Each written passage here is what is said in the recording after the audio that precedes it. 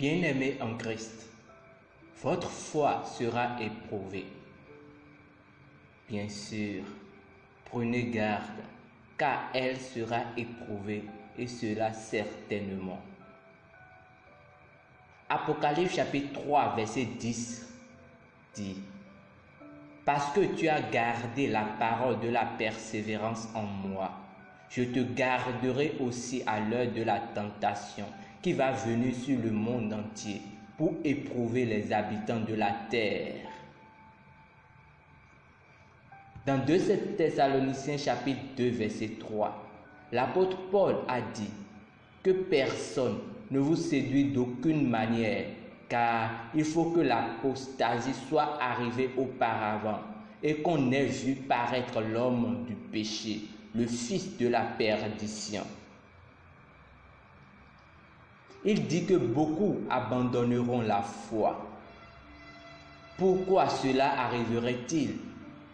Dans Juge chapitre 7, quand Dieu voulait que Gédéon aille combattre les Madianites, Dieu l'a assuré par l'ange qu'il allait vaincre ses ennemis.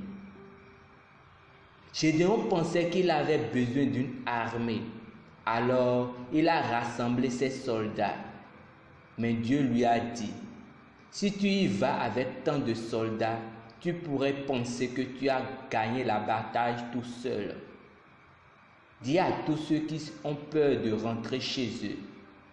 Et la Bible dit que 22 000 d'entre eux sont rentrés chez eux. Juge chapitre 7, verset 3. Alors Dieu dit: je veux tester les 10 000 soldats restants. Amène-les au ruisseau et dis-leur de boire de l'eau. Tu ne garderas que ceux qui font attention à l'ennemi pendant qu'ils boivent. Et la Bible dit que seulement 300 d'entre eux ont réussi ce test. Les Juges chapitre 7, versets 4 à 6.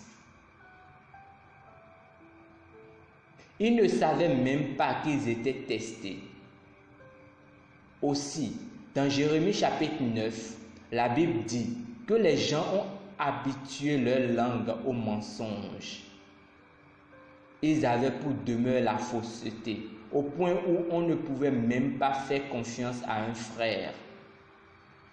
À cause de cette tromperie, de l'hypocrisie et du mensonge, Dieu dit: voici, je les sonderai, je les éprouverai. Jérémie chapitre 9, verset 7. Cela va se passer ces derniers jours. Une grande épreuve arrive et cela a déjà commencé parce que Dieu doit séparer ceux qui sont réels de ceux qui ne le sont pas. Ceux qui n'ont jamais été sérieux avec Dieu. Si cela n'était pas sérieux, Jésus n'aurait pas besoin d'intervenir en faveur de l'église de Philadelphie, comme lu dans notre verset d'ouverture.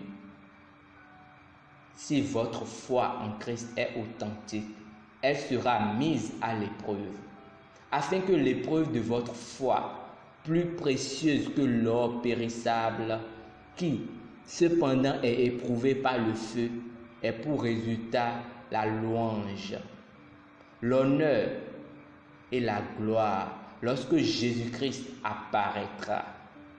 1 Pierre chapitre 1 verset 7. Que Jésus-Christ et son royaume soient tout ce qui compte pour vous dans cette vie. Confessons ensemble. Je suis profondément planté et enraciné en Christ. Je vis pour réaliser le rêve de Dieu, sa vision d'expansion du royaume et d'évangélisation du monde. Je me concentre sur les choses d'en haut et non sur les plaisirs éphémères de ce monde. Je reste ferme, inébranlable, accomplissant l'œuvre du Seigneur avec joie, alors que j'attends avec impatience son apparition. Amen. Étude approfondie au dévotionnel. Job chapitre 23, verset 10.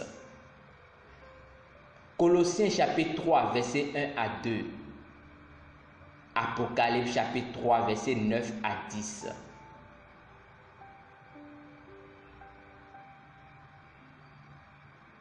Nous espérons que vous avez été bénis par ce dévotionnel.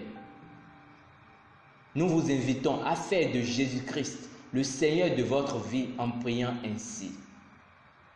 Ô Seigneur Dieu, je crois de tout mon cœur en Jésus-Christ, Fils du Dieu vivant.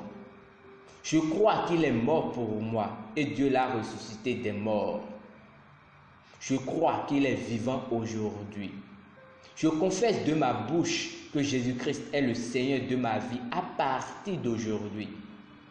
Par lui et en son nom, j'ai la vie éternelle. Je suis né de nouveau. Merci Seigneur d'avoir sauvé mon âme. Je suis désormais un enfant de Dieu. Alléluia. Félicitations. Vous êtes désormais un enfant de Dieu. Pour recevoir plus d'informations sur comment vous pouvez grandir en tant que chrétien, veuillez nous contacter à l'une des adresses ci-dessous dans la barre de description. Et si vous désirez demeurer dans la parole de Dieu, nous vous avons proposé un planning pour la lecture de la Bible que vous pouvez aussi découvrir dans la barre de description.